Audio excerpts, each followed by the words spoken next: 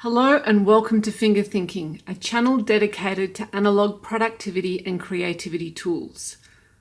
Today we're going to look at a very recent acquisition. I've had this machine for a couple of weeks, but I haven't had a chance to look at it yet. So I'm pretty excited because I don't have one of these in my collection in any shape or form. They're not very common out here in Australia. So let's open the box and see what we've got.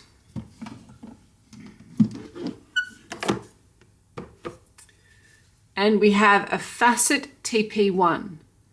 So this machine I got off Gumtree, which is an Australian Craigslist.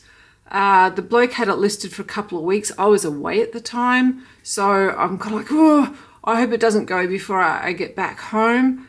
And not only was it still listed, but he became very, very desperate to sell it and dropped the price by over $100. And suddenly I picked up what looks like an almost brand new typewriter for $20, which is quite extraordinary. I think I just timed it lucky. One thing I have noticed about typewriters is if you want to sell your typewriter and get money for it, don't sell it just after Christmas.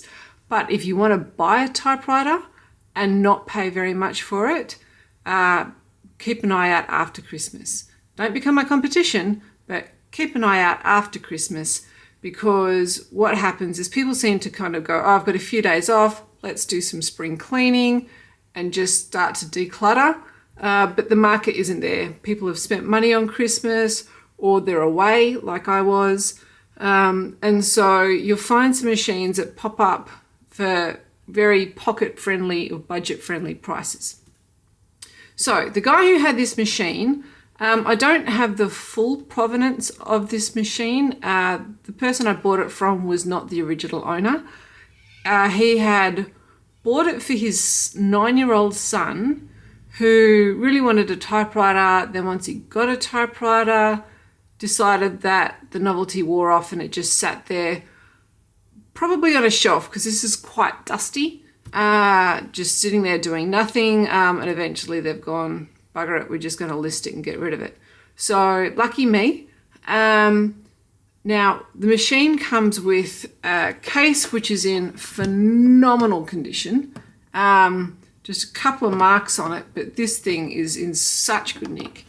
The machine doesn't have any kind of big blemishes to note. There's a couple on the front that we'll have a look at in a moment, but it's in good condition. I don't have the original purchase receipt. It did come with the original manual, which is pretty good because a lot of them don't come with it, though this is available online. And I also have, I have a dust cover. So I suspect that this machine was has done a bit of traveling around the world. So I suspect that this machine originally came from New York, because I have this Eric Steiner Office Machines cover that says 55 West 42nd Street, New York City.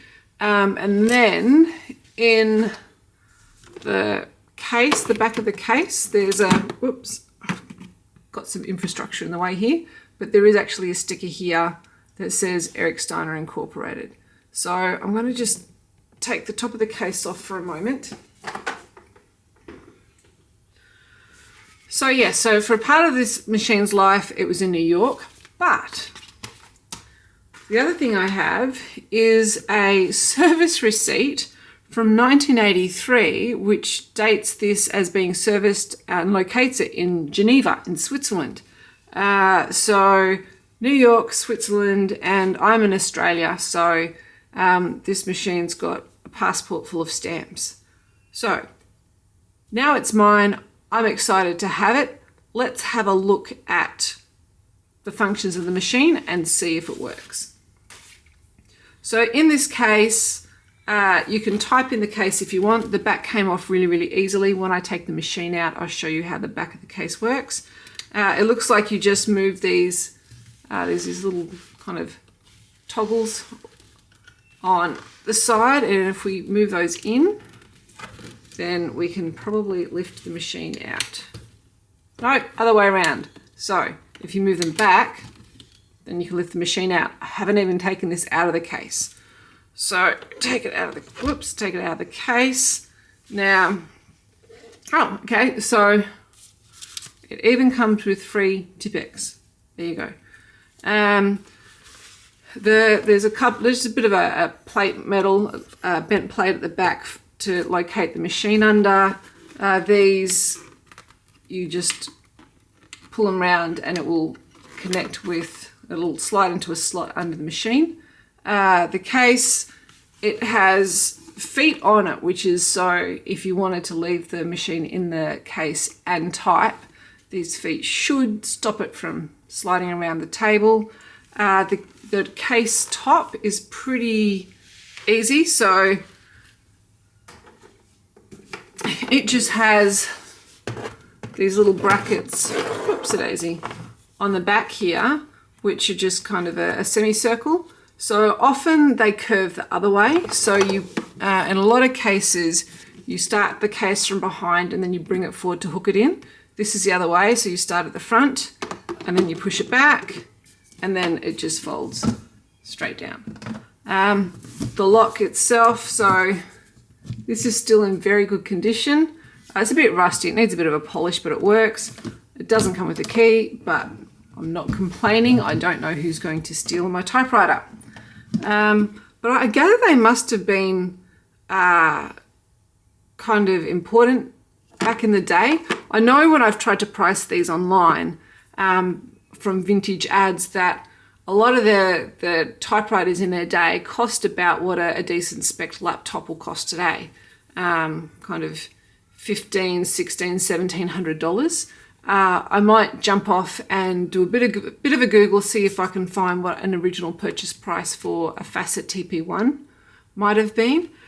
But yeah, but to lock the case, especially on a portable, I suppose that part of that's just the latching is so that it doesn't fall open. But the key lock, I don't know whether that was just extra security for what is probably just a very basic latch, or if maybe people kept papers in the box and stuff as well, and so, or in the case as well, so they didn't want people to be able to get in and have a sticky beak at what they were typing. Considering you could just steal the whole machine, I don't really understand it. And this one, so sometimes cases have an extra pocket up the top to store stuff in. This does not have that, but it does have some, hopefully the camera's focusing on that. I can't really tell on the monitor. It does have a little kind of quick cheat sheet with how to unlock the carriage, how to use the tabulator, the margins and the margin release. So we'll get this out of the way. Okay, so the machine itself is a kind of tribute to functional engineering. It's one of those things where it's so plain, but in a very stylish way. It's almost like a little black dress of typewriters. I quite like the look of it. It's pretty heavy, like it's pretty weighty. It's a portable. So there we go. We've got the side.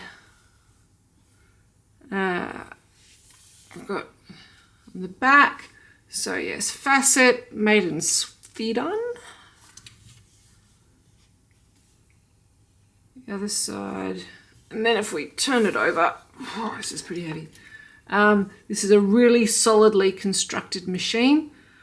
Again, made in Sweden. Yeah, this is a lot of steel pieces. All right.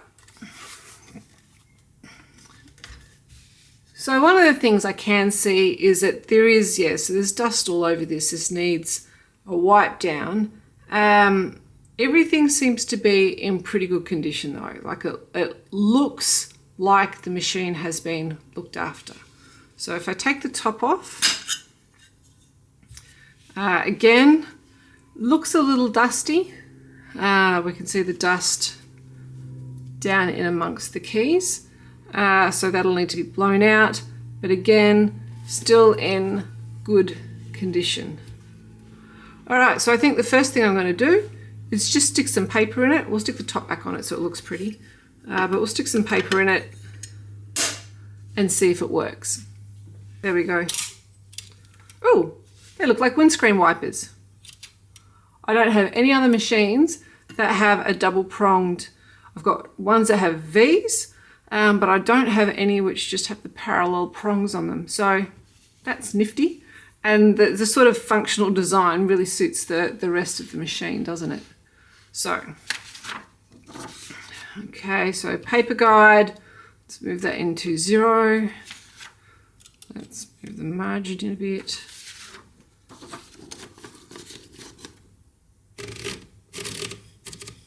Ah, lovely, so smooth. Okay, there's dust all through it. That just, lots of dust on the top of the paper there. But wow, that loaded really nicely. Ah, travel lock. So the travel lock on here, I think is this lever. So there's 2 levers here. One is for the ribbon selector. And then there's this lever here that has no other apparent purpose. So let's try that. So if I push that down and out of the way. There we go, that works. Excellent. Let's just try the reverse though. If I move that back to where it was, yeah, okay, we can hear that click. Awesome.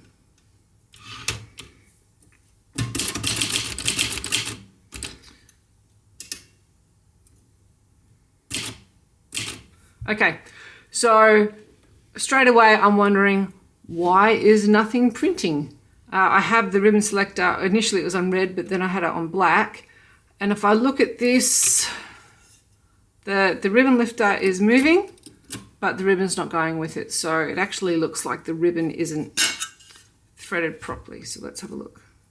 There we go. It is not threaded properly.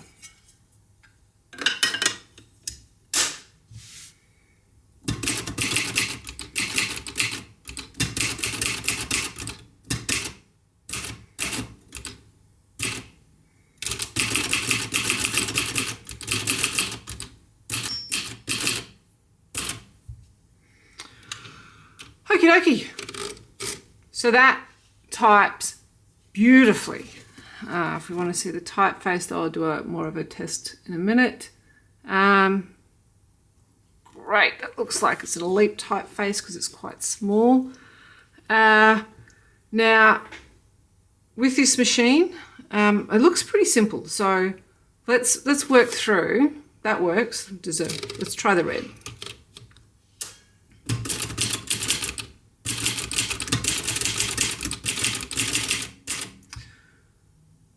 Excellent, so that works too. Certainly, at least I don't have to go and dig out a new ribbon for this.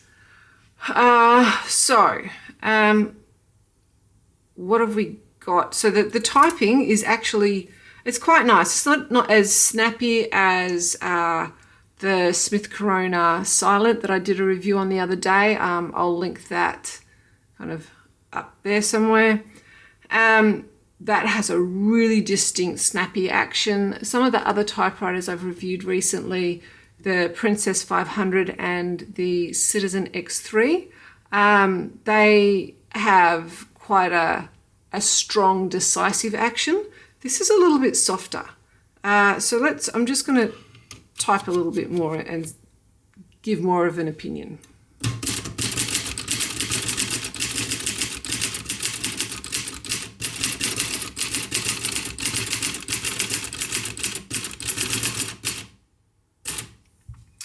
All right, so I've hit a dry spot in the ribbon, but yeah, so this machine does seem to have a softer action than some of my other favorites. The first thing I notice is I actually think the ribbon lifter is quite noisy. So there just seems to be not a machine problem as such, and even with that, the ribbons come back out of that.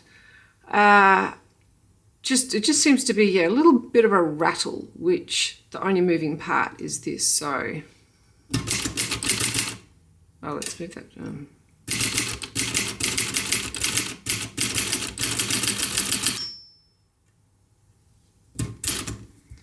All right, definitely got a dry part of the ribbon, or let's have a look. Are we at the end?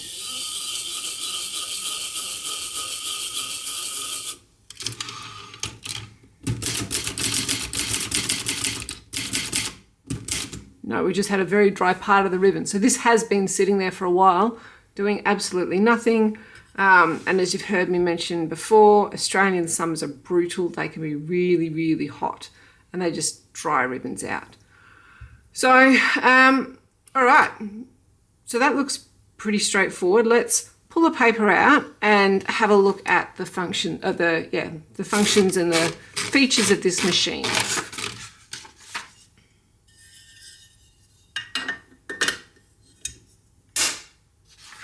Okay, if we go from the back to the front of the machine, we have pretty standard margin tabs at the back here.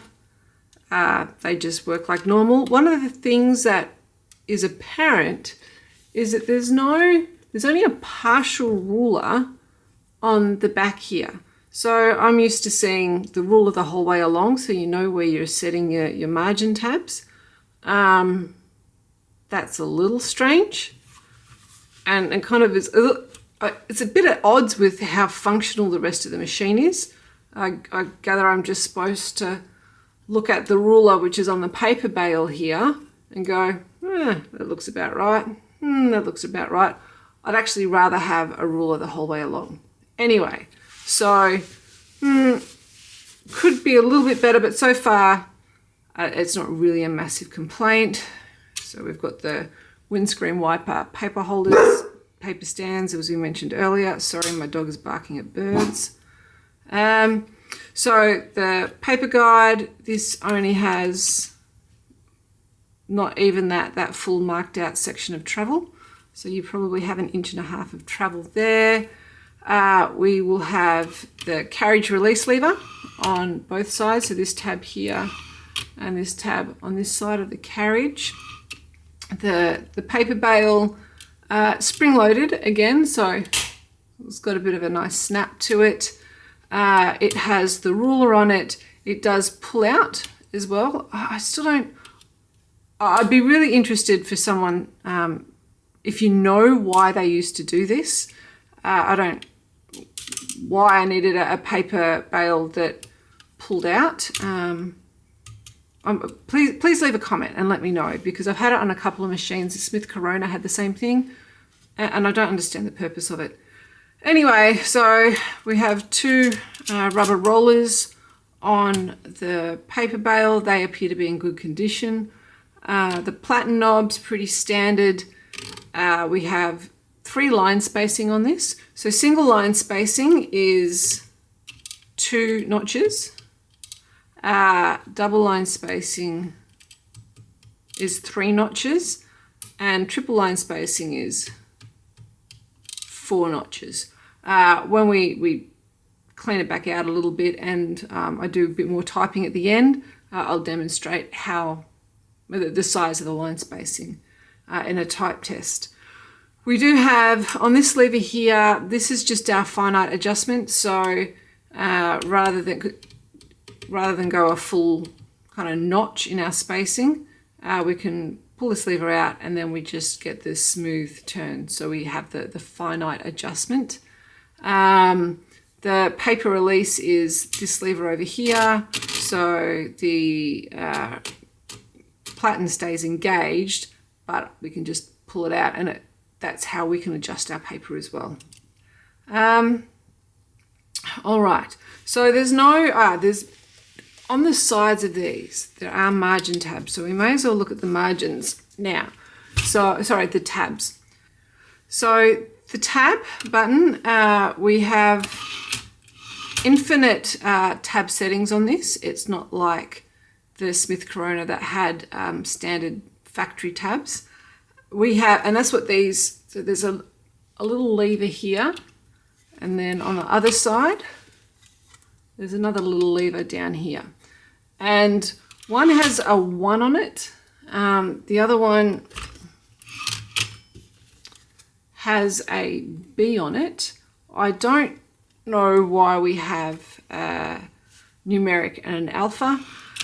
But they both set and release tabs, I believe. So I don't know if one sets and one clears, or they both do. So let's have a play. So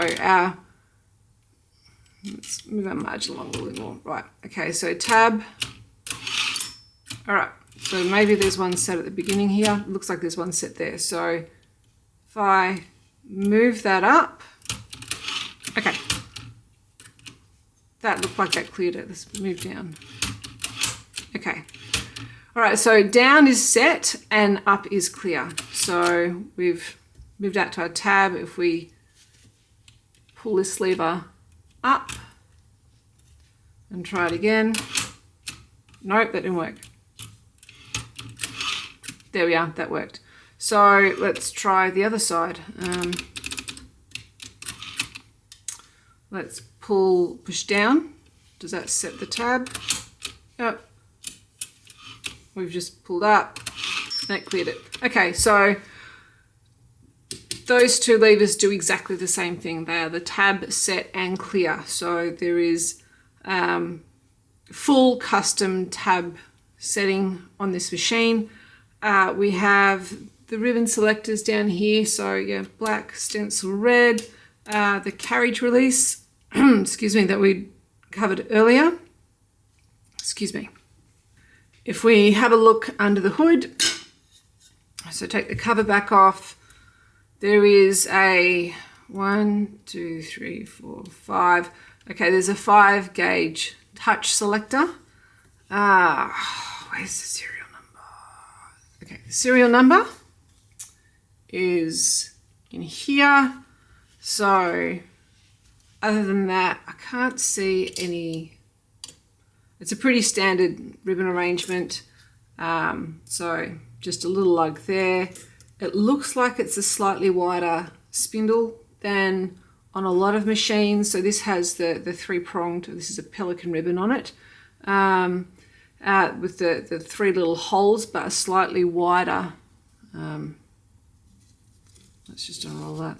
So the ribbon on this has a wider hole than some of the other ribbons that you get if you just go and buy like a Group 9 Universal or something. So let's put that back on, feed that through there.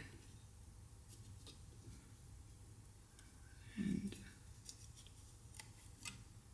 good thing about dry ribbons, they don't get your hands dirty.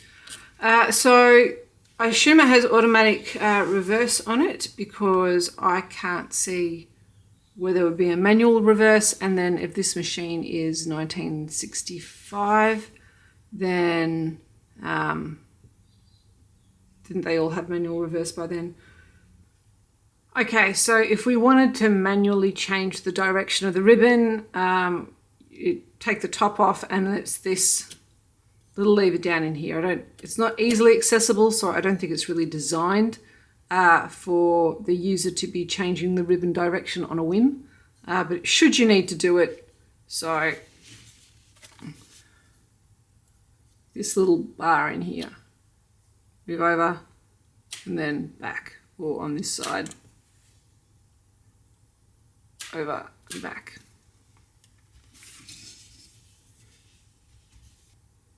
Okay, so before I do anything more on this machine, I want to give it a clean. So I'm going to get out my duster, give it a bit of a wipe down and just blow the dirt out of it so I'm not grinding stuff into the actual mechanisms and the working of the machine.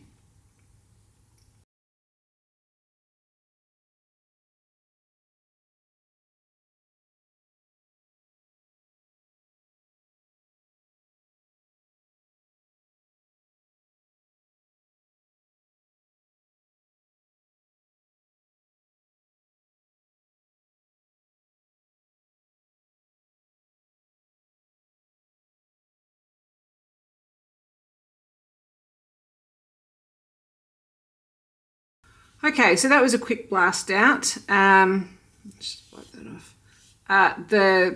Because it hadn't been, it wasn't filthy. This machine's really clean. We'll have a look.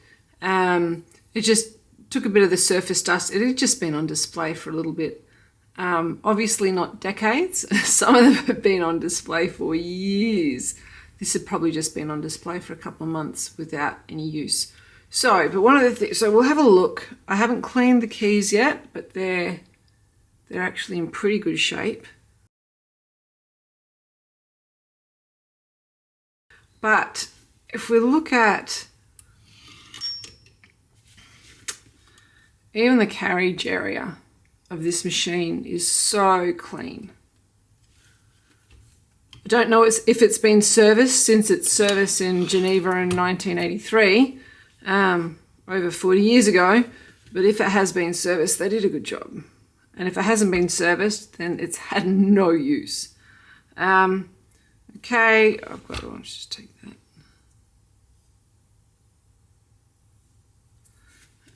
This is, again, really clean. Look how clean that drawer band is. You can't see anything from underneath. One thing I will point out, though, is so the tab mechanism on this machine, they all work a little bit differently. So this one has, the teeth for the tabs are back here. So, and then it will catch, we won't be able to see it on camera, I'm afraid. But yeah, so these teeth along here, there'll be something that comes out and catches them as they go. So if we set a couple of tabs just to see what it looks like, actually down here. So let's set a tab there.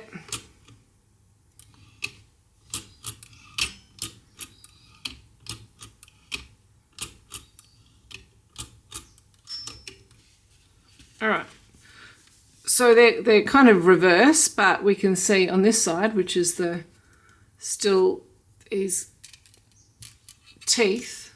So we can see that we've got some which are sitting out now. There's another one just in there, just off camera, that sits out.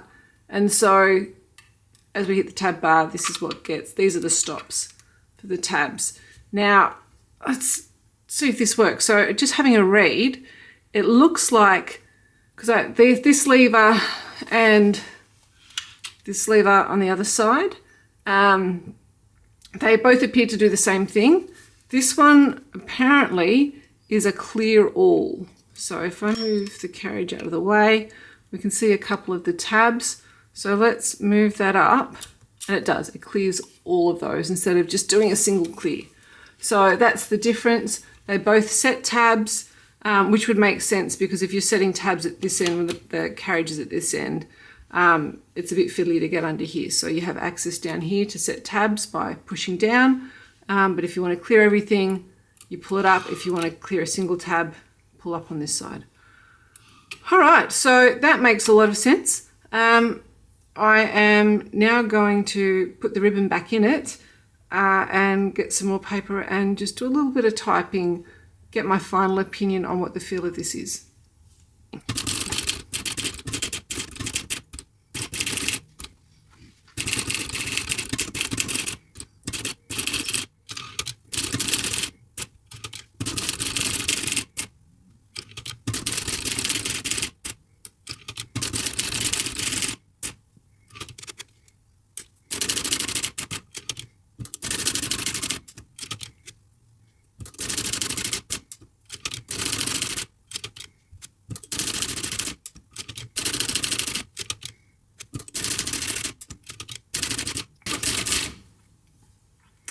Okay, so this is the typing. Such a clean machine. So everything is really tidy. The keys I haven't cleaned. The type slugs I haven't cleaned them, but they clearly don't appear to need one. Now, single spacing is nice. Double spacing, triple spacing, it's not quite as the spacing isn't as big as on the Smith Corona I looked at the other day, but then to be fair, this is Elite, not Pica font. Just looking at the characters on the machine, my guess is this was originally sold in New York because it doesn't have a pound sign. So if this had been sold in the UK or Australia back in 1965, it would have had a pound sign only, it wouldn't have had a dollar sign, and if it was after that, after 1966, I think we got decimal currency over here, it would have both. So yeah, the dollar sign only suggests that this is indeed a US machine. And yeah, if it was a Switzerland machine, then or a European machine, it would be bound to have some other unusual for English character. So the only thing I was going to show, so this machine is in almost mint condition. It's got a couple of little marks at the front here. No matter, I'm so happy with how this machine turns out. One of the reasons that I did the video right now is I wanted to do some typing. Most of the machines that I have in rotation at the moment are the 10 characters per inch, and I do get a little frustrated that I'm at the end of the row too fast. And so I get that's where the 12 characters per inch comes into play. Let's just check that that is 12 characters per inch. Okay, so typewriter is a 10-letter word, plus a space, plus a T. So it's actually 12 and a half characters per inch. Let's have a look.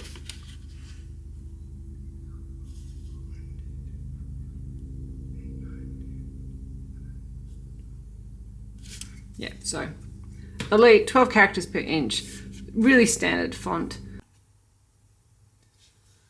Okay, so I've just spent the last couple of hours doing some solid typing on this machine. So I did 5 full A4 pages, and I thought I'd just talk to what I did and didn't like. First of all, what I did like, the shape of this carriage return lever. I've never paid them much attention, but that just seemed to fit my hand really nicely. It was a nice length. It just curved at the right place in my fingers. So that's a tick. The feed on this is a tick. The general feel of the keyboard is pretty good. It's a bit vanilla, to be completely honest. One of the things that I did notice though, so when I'm typing, I don't type at this desk. I have another desk where the typewriter sits a little bit lower than on a standard desk. So, because it's one thing when you're typing on a flat computer keyboard, but it's another thing you really should be much higher than the typewriter. Otherwise, it just strains your wrists and your fingers, and because they require so much effort to use. Anyway, so one thing I noticed though, even though coming from above, I did kind of have the issue where my fingers slip down to the keys occasionally. So part of that's technique. But I spent decades playing piano, so I've kind of I don't type flat fingered. I tend to type coming down from the top. So I did have that happen a couple of times, and my finger would slip off and I'd press a whole bunch of keys and it would jam up. One thing this doesn't have is on some machines, the margin release actually doubles as a key release. So if you were to put 2 keys up at the same time and they got jammed, you hit the margin release and they fall back down. That doesn't happen on this, which is completely fine because I always forget to use it anyway, and I just tap the type bars down myself. But just a bit of a side note. So one of the things I did when my keys slipped off, the fingers slipped off the keys, the engineer in me couldn't help but going and getting out a couple of rulers and measuring the travel. Because I've done a lot of typing this week. A lot of it has been on the Citizen X3 and the Princess 500 machines that I've posted reviews on recently. Really like typing on both of those machines, though the Citizen ends up having the backspace buttons just in a slightly weird spot. So yes, the backspace on this is in a nice spot, and it's a nice light backspace. Sometimes it's like, it's a really heavy backspace, but the touch on that's really easy. So what I did was I went and got a couple of rulers and I decided to measure. This one has a little bit of a gauge on it, and I decided to measure the travel of how far the key went down when on this machine versus the other machines I've been using. And so pushing it down to a point where the carriage engages, it gets to about 16 millimeters. So you can see it, maybe you can't. So right there, 16 millimeters, or 16 and a half on that gauge.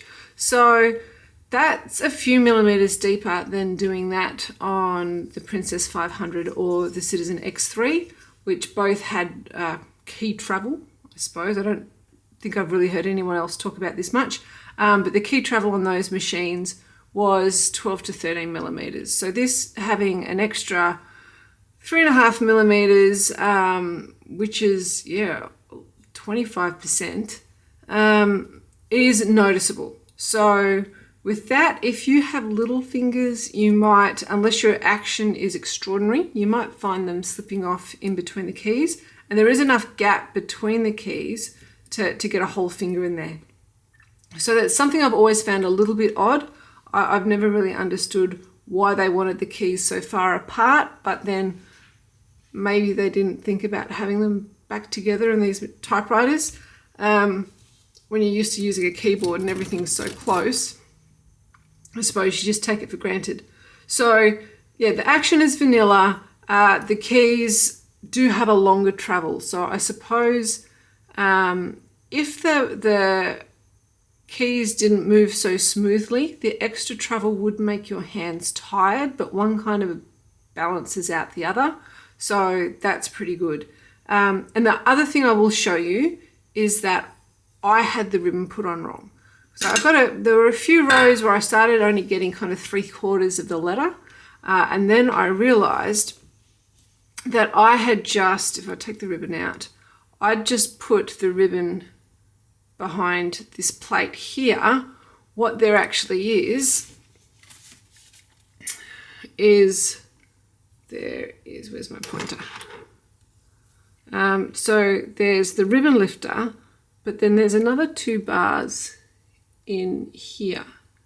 And I had negated, I'd actually just put the ribbon going behind here, whereas I actually need to have the ribbon going behind these kind of C shapes and between the C shapes and these 2 little fingers here. So once I did that, which I'll just do now for you. So over the back between, it actually says in the instruction manual, it recommends, and I understand this now, pushing without the actual ribbon in the way, pushing 2 keys just to get the ribbon lifter up, and then it allows you to easily slide the ribbon down between those 2 fingers and then the C shapes on each side, and then in and around. And once you do that, the ribbon works just fine. I wasn't sure before whether it automatically changed direction, and it does. I think I've changed direction about 5 times based on how many times that dry point came up. So yeah, so that all works well. This whole machine is in excellent condition. It does work really nicely. But yeah, so all I would say is that I actually don't have any complaints about this machine. Nothing material anyway. It's just the action. I suppose it's a little bit of a Camry of a machine, to be honest, if I'm going to make a car analogy. It gets you where you want to go. I suspect this will be reliable every time for another, it's 60 years old now. This will easily be reliable every day for another 60 years. And the tab function, I've tried the tab function a lot. It works really well. It's really easy. And yeah, the other thing, and this is another one that I don't talk about a lot, But when you have a piece of paper in the machine and you're getting right to the end of it. Now, in some typewriters, they have little notches here where you can see when your paper is about to just fall out the top. Because I've never been very good at going, that's almost 30 centimeters of paper. It must be about to fall out. When you get to the end of the paper, in some machines, it starts, once you're getting down the bottom, it starts to get really loose. And then you're wondering, why isn't the machine feeding? And then suddenly you realize that you're towards the bottom of the page. But this one continues to feed without slipping for ages. So if you're someone like me who, if I'm typing a number of pages, I like to type the number of the page in the middle down the bottom. That I can, I should have marked this page to see when, there we are. We can just see, did you hear that pop out? If I take the top off, we can probably see, we can't see it, but I did hear it. So this is really close to the bottom, but yeah, it's still feeding and it's fed all the way through. So maybe that is a reason for having a spring-loaded bail, because that's providing pressure up here the same way that the feed rollers provide pressure down the bottom. Because I've been wondering, on a couple of typewriters, so maybe that's the theory I'm going to have to test. But yeah, that I really, really liked. I liked that I didn't just get an inch from the bottom and then all of a sudden the paper's not feeding. So tick for that. Okay, so that is my clean test and review of the Facit TP1. This is a machine that will be working as well in 60 years' time as it's working today. Its biggest fault is just that it's a bit vanilla. It's got about as much personality as the primer grey colour it comes in. And I'm not aware of these coming in any other colour actually. Maybe a beige somewhere, but all the ones I've seen have been this colour. Anyway, if you come across one and it's not outrageously expensive, then yeah, grab it. This was a steal for $20. If I'd paid $50 for this, I'd be happy. If I'd paid $70 or $80 for this, I'd probably still be really happy, because this is in such good nick and the case was in such good condition. I hope you've enjoyed this review. Please like and subscribe if you would like to see more. I'm really enjoying this channel. I'm a dozen or so videos into it, and any support that you want to show and encouragement you want to give, I really appreciate. I'm loving sharing my hobby and tips and tricks that I find with these machines with other people, because I know that I've relied on the YouTube community a lot. Certainly when I got my first one a couple of years ago and had no idea how to use it. So thank you very much for watching. I look forward to seeing you next time on Finger Thinking. Have a great day.